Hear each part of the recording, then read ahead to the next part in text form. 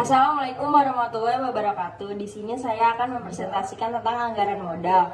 Nama kelompok saya ada 1 Anissa Kamelia, kedua Seni Fantika Sari, ketiga ada Haryanto, keempat ada Krisna, kelima ada Noval, dan keenam ada Rifki. Yang pertama saya ingin menjelaskan pengertian tentang penganggaran modal, yaitu anggaran modal atau investasi adalah rencana perusahaan di dalam suatu periode tertentu untuk membeli sejumlah barang yang akan digunakan di dalam proses produktif perusahaan di dalam jangka panjang. Ya, selanjutnya ada jenis-jenis investasi. Yang pertama itu investasi penggantian, yang kedua investasi penambahan kapasitas, yang ketiga investasi penambahan jenis produk baru, yang keempat yaitu ada investasi lain-lain. Yaitu selanjutnya ada ciri-ciri anggaran investasi. Yang pertama, dana yang dikeluarkan akan terikat untuk jangka panjang. Yang kedua, investasi memerlukan dana yang cukup besar. Yang ketiga, investasi yang dilakukan menyangkut harapan terhadap hasil penjualan. Yang terakhir, ada kesalahan terhadap pengambilan keputusan investasi akan berdampak dalam jangka panjang. Selanjutnya yaitu manfaat penganggaran modal. 1 yaitu untuk mengetahui kebutuhan dana yang lebih terpencil karena dana yang terkait jangka waktunya lebih dari 1 tahun. Yang kedua, agar tidak terjadinya over investment atau under investment. Yang ketiga, dapat lebih terpencil teliti karena dana semakin banyak dan dalam jumlah yang sangat besar. Yang keempat, itu mencegah terjadinya kesalahan dalam decision making.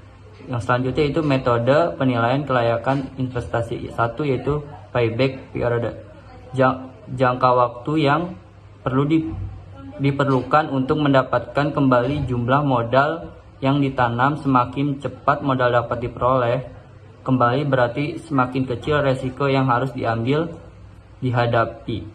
Periode waktu yang menunjukkan berapa lama dana yang diinvestasikan akan bisa kembali, itu PP atau payback period atau investasi kas bersih dibagi arus kas masuk bersih. Selanjutnya ada next present value atau NPV, yaitu metode penilaian investasi yang menggunakan proses yang telah dikontakkan atas dasar biaya modal dan yang diinginkan sebagai dasar penilaian investasi.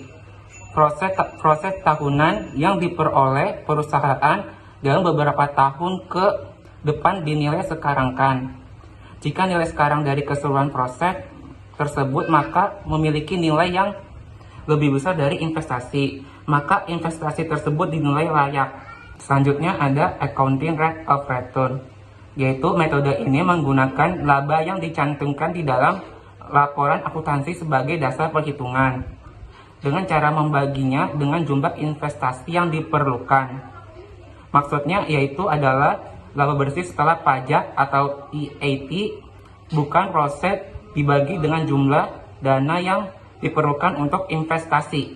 Rumus accounting rate of return yaitu ARR sama dengan laba bersih dibagi total investasi.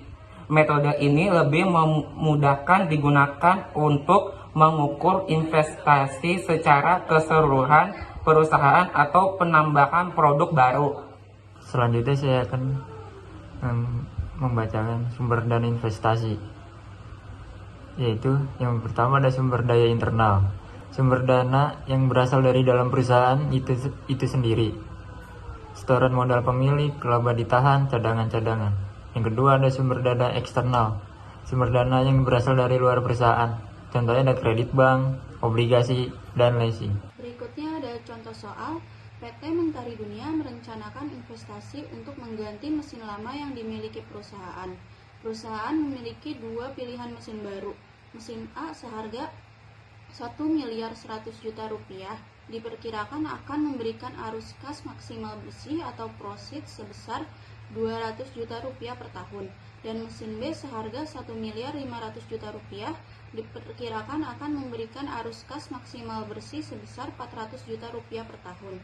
Sedangkan mesin lama dapat dijual dengan harga 300 juta rupiah. Dari kasus di atas terlihat besar investasi bersih mesin A yaitu 1.100.000.000 rupiah dikurangi dengan hasil penjualan mesin lama sebesar 300 juta rupiah sama dengan 800 juta rupiah, dan besar investasi bersih mesin B sama dengan 1.500.000.000 rupiah dikurang dengan hasil penjualan mesin lama sebesar 300 juta rupiah sama dengan 1.200.000.000 rupiah. Maka payback period dalam tahun adalah payback period mesin A sama dengan 800 juta rupiah dibagi dengan 200 juta rupiah sama dengan 4 tahun. Payback period mesin B sama dengan 1.200.000.000 rupiah dibagi dengan 400 juta rupiah sama dengan 3 tahun. Jadi pilihan investasi yang diambil adalah mesin B karena memberikan pengembalian yang lebih cepat.